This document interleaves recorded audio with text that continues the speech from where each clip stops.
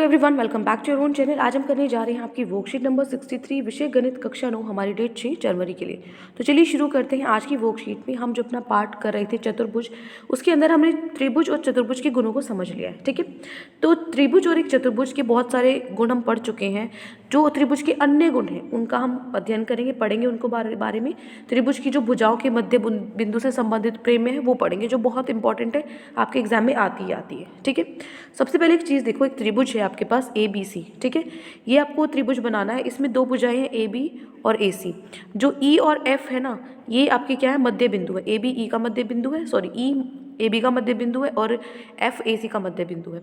तो ई और एफ को अगर हम मिलाएं, ई और एफ को अगर हम मिलाएं तो ई एफ है वो क्या होगा, बी सी के समानांतर होगा। ठीक है, तो साथ ही जो ए ई एफ है और ए बी सी है, इन दोनों का अगर हम मापेंगे तो ये क्या होंगे, ये बराबर मिलेंगे। ठीक है, तो देखो आपको क्या मिलेगा, अगर ये दोनों मध्य बिंदु है इन भुजाओं के, जो ई एफ है वो क्या होगा, जो ई एफ हो वो आधा होगा, समानांतर तो होगा, और ये इसका आधा होगा। ठीक है, और जो ये कोण है ये बराबर होंगे। क्लियर?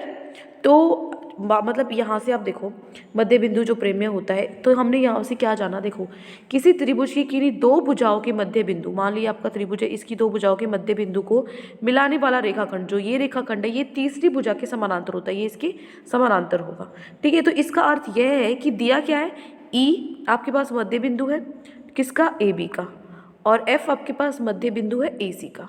ठीक है, तो आपका क्या होगा, ई एफ जो है वो क्या होगा, समानांतर होगा बी सी का। इसका मतलब ये है। ठीक है, ये मध्य बिंदु प्रेम है। तो क्या इसका विलोम हो सकता है, इसका उल्टा हो सकता है? बिल्कुल हो सकता है। क्या होगा मध्य बिंदु प्रेम का विलोम, किसी त्रिभुज की एक भुजा को मध्य बिंदु से दूसरी भुजा के समानांतर खींचना। मतलब आपके पास एक यहाँ पे एक भुजा का मध्य बिंदु दे रखा है, इसको आपने सीधा खींचा है, तो ये तीसरी भुजा को क्या करेगा, ये तीसरी भुजा के समानांतर है, तो ये क्या करेगा, तो ये इसके क्या होगा, इसका मध्य बिंदु होगा। ये पॉइंट दे रखा है आपको और ये इसके समानांतर दे रखा है, तो ये क्या होगा, इसका मध्य बिंदु होगा। ठीक है, तो ये आपका मध्य बिंदु प्रेम का विलोम है। ठीक है, अब एक उदाहरण है, उसके बाद अपने प्रश्न उत्तर पे चलते हैं। तो आपको क्वेश्चन में दिया हुआ है कि जो त्रिभुज ए बी सी है, इसमें डी ई एफ क्रमशः क्या है, भुजाओं A B B C, sorry A B B C और सी ए के मध्य बिंदु है डी ई एफ। ठीक है, तो इनको जब ये जो डी ई एफ है ना, जब हम इनको मिलाते हैं, तो इनको मिलाने के बाद ये इस बड़े वाले त्रिभुज को चार स्वरांगसम किस में बांटते हैं, त्रिभुज में बांटते हैं। मतलब ये चारों क्या है, स्वरांगसम, आपस में इनके सारे कोण बराबर है, सारी भुजाएं सब कुछ बराबर है। ठीक है, तो आपको क्या करना है, देखो आपको क्या करना है, यहाँ पे चूंकि डी ई क्रमशः क्या है, ए बी और बी सी के मध्य बिंदु है, तो इसका मतलब आप ये आपको क्या दिखाने, स्वरांगसम दिखाने हैं, मतलब ठीक है, अगर इनको मिलाते हैं तो देखो यहाँ पे ये मध्य बिंदु है इसके, तो इस पॉइंट को कंसिडर करो, ये इसके समानांतर है। ठीक है, ये मध्य बिंदु है, तो यहाँ से क्या होगा, ये दोनों मध्य बिंदु, तो ये इसके समानांतर होगा। इसी तरीके से ये दोनों मध्य बिंदु है, तो ये इसके समानांतर होगा। फिर ये दोनों मध्य बिंदु है, तो ये इसके समानांतर होगा। तो ये तीनों समानांतर हो गए, ये हमने लिख लिया। तो समानांतर हो गए तो ये क्या बनेंगे, समानांतर चतुर्भुज बन जाएगा। ध्यान से देखो, एक समानांतर चतुर्भुज ये बन गया, एक समानांतर चतुर्भुज ये बन गया, और एक समानांतर चतुर्भुज ये बन गया। तो अब हम क्या करेंगे, इनको ये और ये स्वरांगसम होंगे।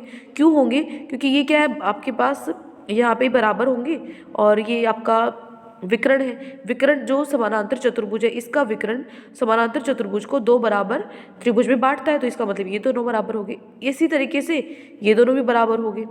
ठीक है, अब ये इसके भी बराबर है, इसके भी बराबर है, मतलब ये दोनों भी बराबर है आपस में, मतलब तीनों बराबर हो गए।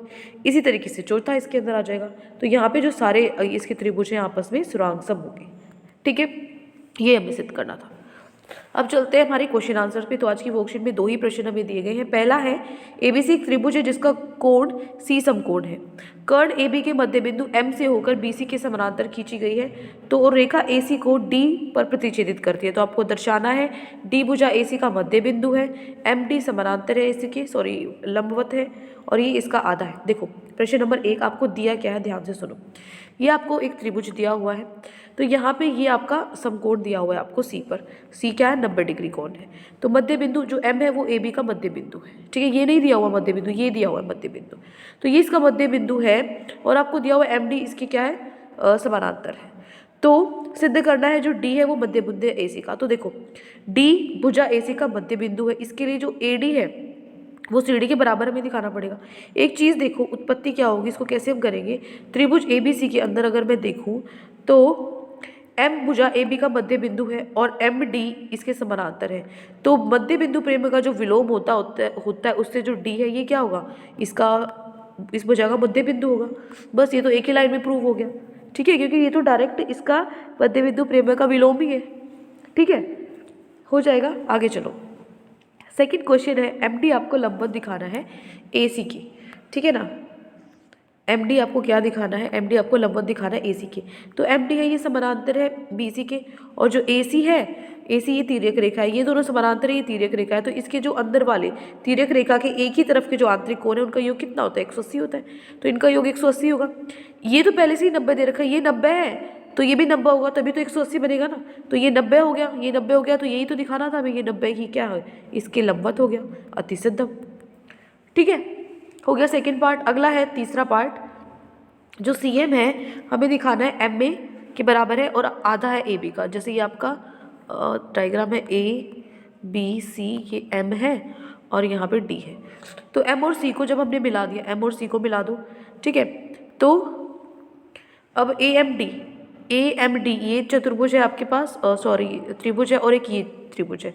तो इसके अंदर जो AD है वो CD के बराबर है। पहले पार्ट में हमने सिद्ध कर दिया क्योंकि D मध्य बिंदु है। दूसरा, ये कोण और ये कोण 90 डिग्री है, ठीक है। तीसरा जो MD है वो उभयनिष्ठ है। तो तीन चीज़ें हो गई। तो यहाँ से ये क्या हो गए, दोनों सुरांगसम हो गए, तो CPCT से जो ये भुजा है इसकी ये भी बराबर होगी, ठीक है। तो ये तो सिद्ध कर दिया। अब इसको आधा भी दिखाना है AB का। आधा कैसे दिखाएंगे, देखो आधा तो अपने आप ही है AB का आधा, क्योंकि जो M है AB का मध्य बिंदु है तो आधा ही होगा। तो पहले और दूसरे को इनको एक साथ लिख दो, तीनों बराबर आ गई, खत्म। बस ये था आपका C पार्ट, ठीक है, हो जाएगा फर्स्ट क्वेश्चन। आगे बढ़ते हैं हमारे क्वेश्चन नंबर 2 पे।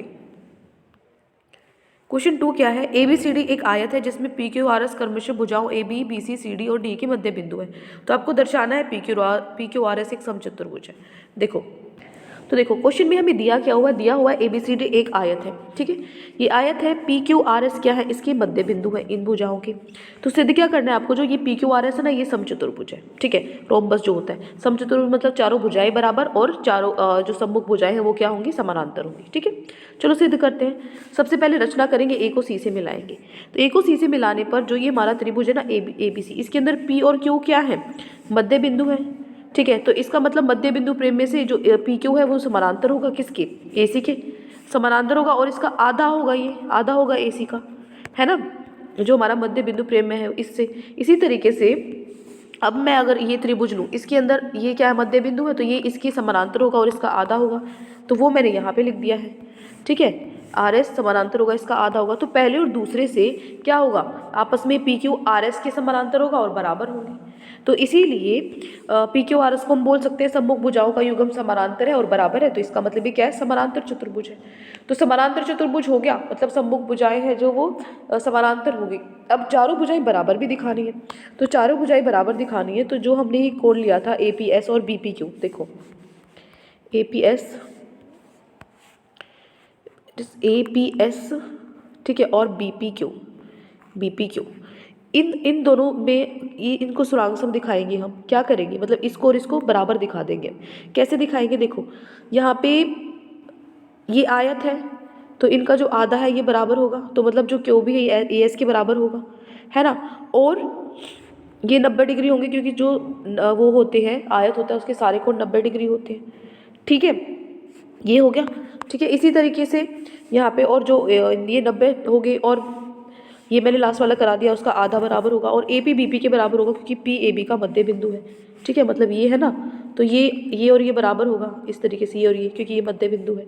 तो तीनों चीज़ हो गई। तो ये त्रिभुज क्या हो गई, सुरांगसम हो गए। तो CPCT से जो हमारी ये भुजाएं थी ये भी बराबर हो गई, ये बराबर हो गई। इसी तरीके से ये दोनों भुजाएं भी बराबर दिखा देंगे। तो सारी भुजाएं बराबर हो जाएंगी, PS RQ के बराबर है, PQ RS के बराबर है। तो समानांतर चतुर्भुज के सम्मुख भुजाएं बराबर होती हैं।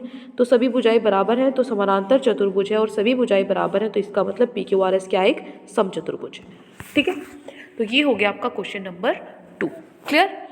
तो ये 2 प्रश्न आज आपकी वर्कशीट में दिए गए थे। आई होप आपको अच्छे से समझ में आ गए हैं। कोई भी डाउट है किसी भी क्वेश्चन में तो कमेंट सेक्शन में आप मुझसे पूछ सकते हैं, और अगर आपको लेक्चर अच्छा लगे तो चैनल को सब्सक्राइब कर सकते हैं, वीडियो को लाइक कर सकते हैं। आज के लिए इतना ही, मिलते हैं नेक्स्ट वीडियो में। Till then take care, bye bye.